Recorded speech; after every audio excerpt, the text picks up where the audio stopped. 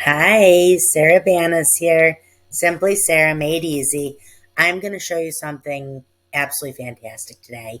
So today we're going to make the PYD Life glass ornaments. Um, they're so pretty. So it's a little right now it is May. So, you might if you haven't been in this industry for long, you might think, it's a little bit early for Christmas, but it's not. So the best time to sell Christmas ornaments is like January 1st and forward. There is no better evergreen product than Christmas ornaments. So we're going to make some today and they're beautiful. So today we're going to be using a process called sublimation. So if you don't have a sublimation printer, or you aren't familiar with the process of converting an Epson printer into a sublimation printer, I'll link in the video description where you can find a list of everything that you need for sublimation right in our Facebook group. Definitely join us there. It's like about 150,000 members in that group. Super friendly, super helpful. You'll fit right in. So I'll link in that group a list of everything that you need for sublimation if you want to get into it. I'm also going to put a list of everything that I use in this video, and I'm going to put a link to how to convert an Epson printer. It's very, very simple into sublimation. So let's get started. These are so beautiful. So we're going to make today, we're going to make one of these stained glass ones because hanging on a tree with the lights behind it, the stained glass ornaments are going to be absolutely beautiful. So this is the one with the year on it, and this is the one without. We're going to make the one without, but this set, I'm going to link this set in the video description just because it's super pretty. And it does come with the banner without a year on it, so you can put whatever you want. It comes with the years 23 through 30, and then it comes with the blank one. So we can get rid of this now. You can get rid of this. And like I said, make sure you do join us on Facebook. You'll love it. So I'll link that in the video description. Get rid of this. And we're working in Cricut Design Space, but this is going to be the same no matter what you use. If you use a silhouette, if you use, if you use scan and cut, whatever you use, it's all the same process. So this, we're not actually going to make any photo ornaments, but I want to show you how you would get the round out of your square to make your photo ornament if that's what you want to do. Now this is how I do it. There's two ways. You could just take a circle and just, here, let me show you. So you could just take a circle and then slice that. So we know that it doesn't, we'll size it afterwards, but let's make it like about that big. And then you could just pop that on there and kind of get the best you can. This picture isn't the best because of the way it is on top with this head cut off. If when doing this, you'd want to find a photo that was a little bit further back so you can get the entire head. But I just want to show you how to do it in case you're not familiar. For me, so you could just, like I said, slice that out. For me, the way that I do it, it's a little bit different. So I take a square, make it larger than my image that I'm cropping out of, and then I take this, and I'm going to bring that to the front, and then I'm going to select these two, and then I'm going to, up on top, I'm going to go to a line, I'm going to center it, and then I'm going to slice that, and then I can get rid of this, and I can get rid of that. And now this gives me a window so I can see what I'm slicing out. So I can see exactly what my image is going to look like, okay? And then what I would do is I would select both, and I would slice again, and then I can get rid of this, and I can get rid of this, and I can get rid of this. And that would leave me with that. So then what I would do is then we know that the size of the ornament is 3 inches. So I would go ahead and I would make this like 3.05 maybe yeah, 3.05, I would say. Just because you want it a little bit bigger so that you have that little overlap so you don't end up with any white on the edge. We're going to get rid of that. We're just going to be doing this one today. So, because I just want to show you the process. I don't want to, um, I'm not making a ton of ornaments. I just want to show you the process. So, so 0.05. You don't want to lose too much of the image, but you do want that little tiny bit of overlap. So I think 3.05 is good, okay? So now, generally speaking, when you're working with sublimation, what you would do is you would mirror your image. But because of how this is, we're actually sublimating on the back side of our ornament, so we don't need to mirror it. We're going to leave it the way it is, put it on there, and then when you're looking at it from the front, it's going to be in the proper orientation. Okay, so we're going to go ahead, we're going to go to make it, and then I'm going to click continue. I'm going to send a printer, but I want to show you when you are working with a Cricut.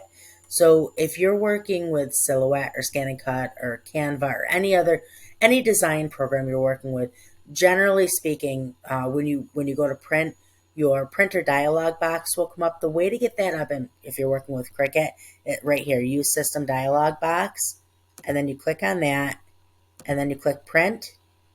And then now your system dialog box will come up. So now you can choose your printer, and then you can change your print settings to get so that you're not printing slow. And I have a video on that, so I won't go through all of that. But basically, you're going to preferences, and then you're going through and you're changing your settings here so that it's a higher quality print when you're sublimating, so that you get the best print on your project. But like I said, I don't need to do that here because there's a video on my channel for it if you're looking to see how to change your settings. So for me, I'm going to be using, let's see here, which of these printers am I using?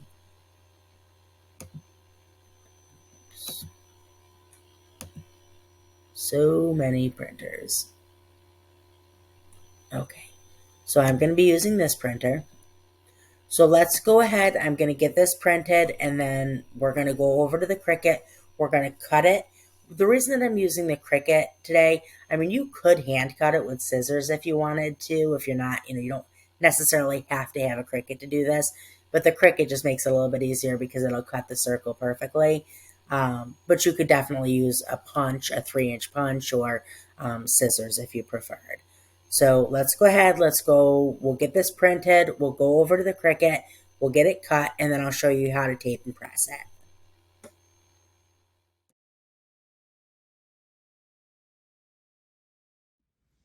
Okay, so here we are at my Cricut Maker 3.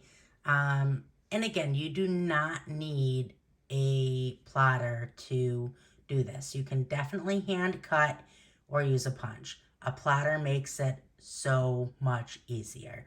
So this is my Cricut Maker 3. I'm gonna put this in here. You can see the light is flashing. I'm trying to do it with one hand. You can see the light is flashing.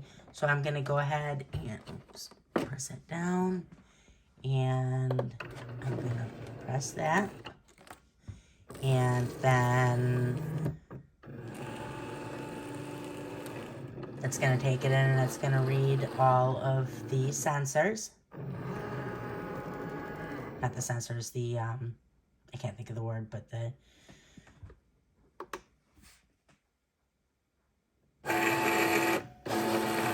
so now it's going to go and it's going to read the registration marks. That's the word I was looking for. And then it's just going to cut that in a perfect circle. It just makes it a lot easier. So, once this cuts, then we're going to go ahead, we're going to get our ornament, we're going to go down to the press, and I'm going to show you how to press these, and then the magic happens.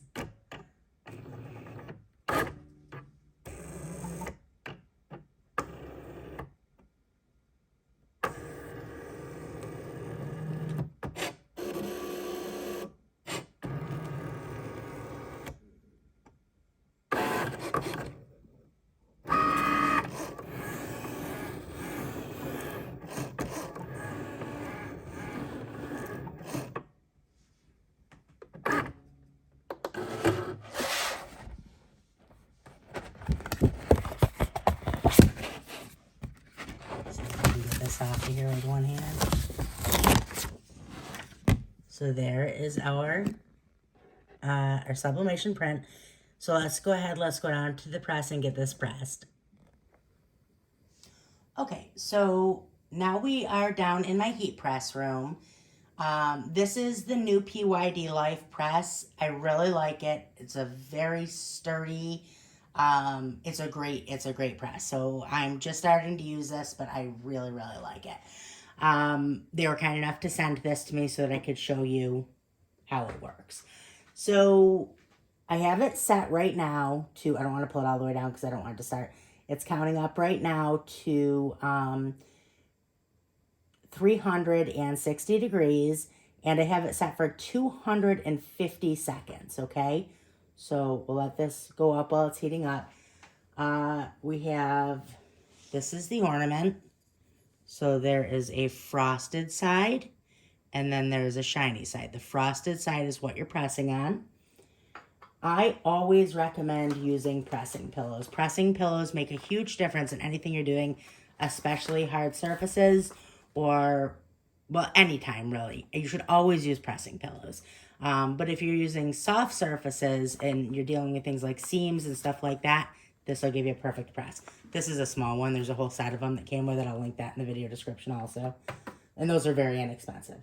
Okay, so I always protect my press. So I always use a couple of things. So first off, just so you know, that does come with a ribbon, or you can use your own. If you have like a fancy gingham ribbon that you'd like to use. This is our sublimation print. This is PYD Life. This is actually super nice. So this is square. Generally, butcher paper comes in rolls, and that's kind of a hassle. This is nice 12 by 12 PYD Life butcher paper. So that we're going to use butcher paper. I also use copy paper just to protect my actual press. Now you can, instead of copy paper, you can also, to protect your press, okay? You need butcher paper, and then you need something to protect. You don't need, but I personally always do put something down to protect my press. Just to be sure, so I don't end up with, actually, you know what I'm going to do? I'm going to use a Teflon sheet. Give me one moment.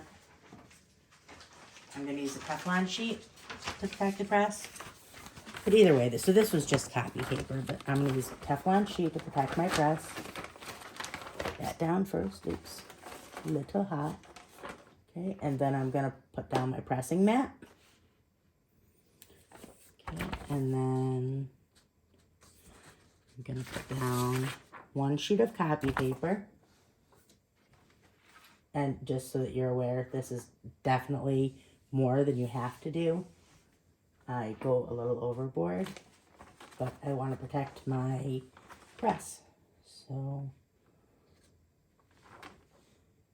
and then you're going to take and you're going to make sure that when you're putting your image on there, you want to make sure that your top of your, this is where the hole is, and you want to make sure that that lines up correctly with the top of your image, okay, or the top of your ornament, okay? And then I'm going to take and I'm going to, this is also PYD Life. This is their blue tape. If you sublimate already and you're using the yellow or gold tape and you're getting stains on your projects, switch to this. It's so much better.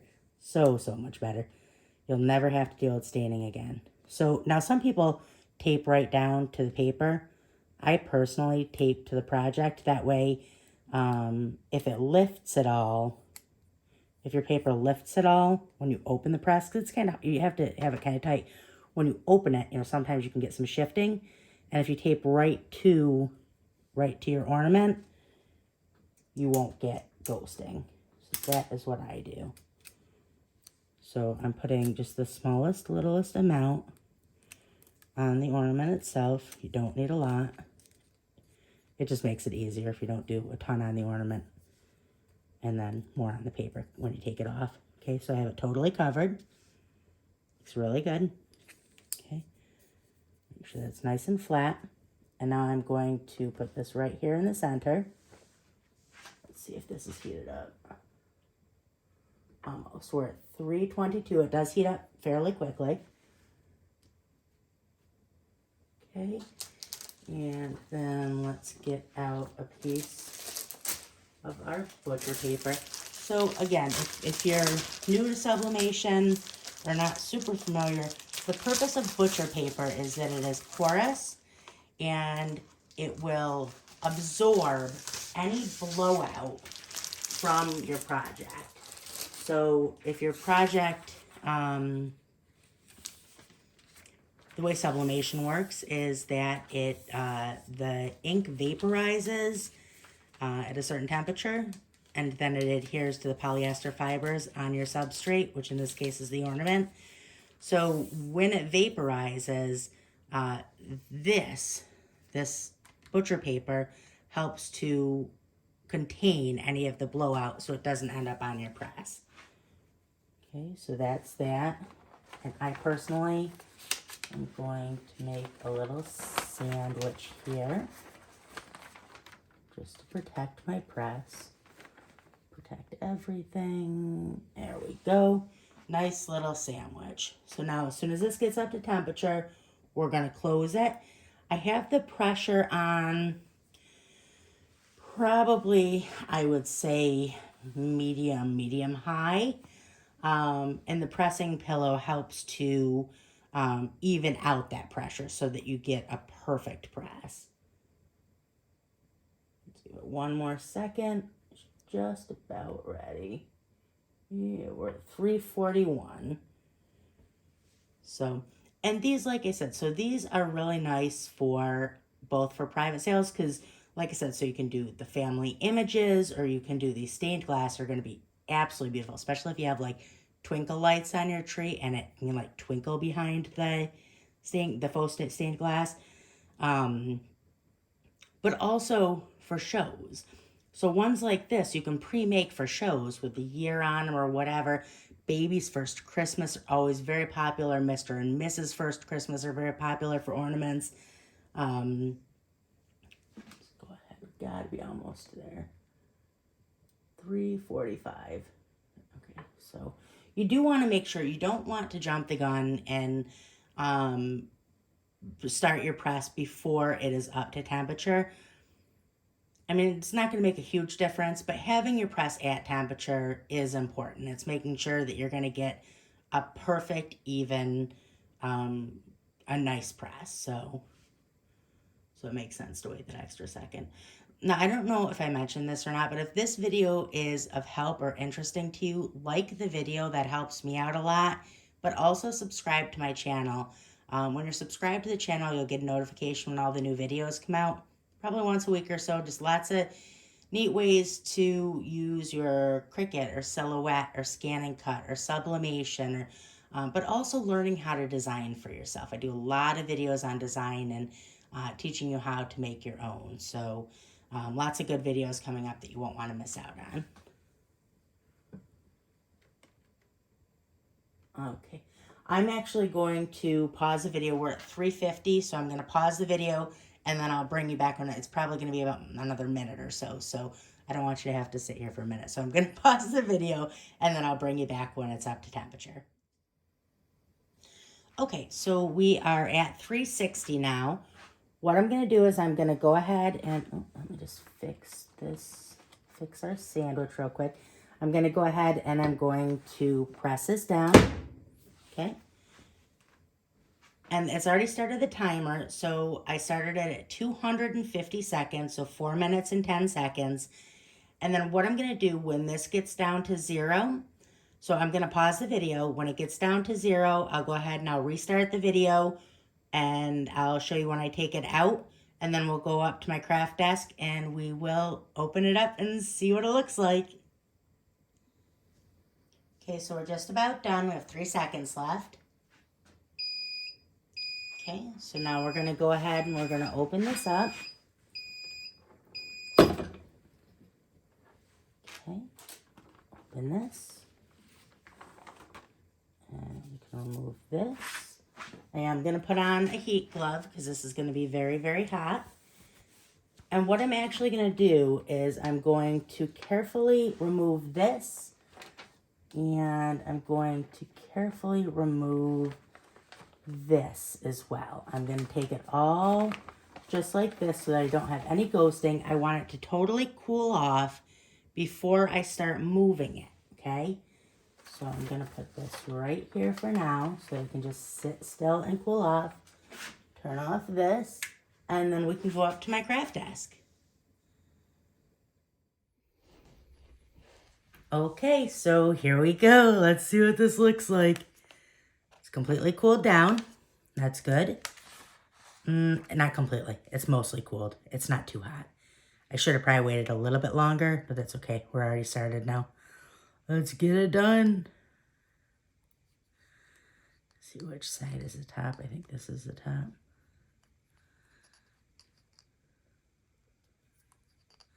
I should have put, you can put like little tabs on your tape. I should have done that and I didn't, but that's okay. Get this off. Oh my goodness, look how pretty that is. Look how beautiful that is. Let's see, okay, so that's the press side. So let's see what it looks like. Oh my goodness, look how beautiful that is. Oh my goodness, I am in love. That is so pretty. And wait until you get like the lights behind it. And you can really, let's move that. Do you see how with the white behind it? But when you get like Christmas tree lights behind it, it's just going to sparkle. Oh my goodness. I will link in the video description everything. I will link you got to take a look at this. This is just, I mean, it's spectacular. Oh my goodness, it's absolutely beautiful. I will link the ornaments. I will link the press I used. I will link the pressing pillows. I will link the design. I will link everything. I will link the Facebook group. Make sure you join us there. You're going to love it. And like I said, if you could like the video, that helps me out a lot. If it was helpful to you, of course. And then subscribe to my channel. You'll get notification when the videos come out. Make sure you join us on Facebook, and I hope you have a great day. Bye.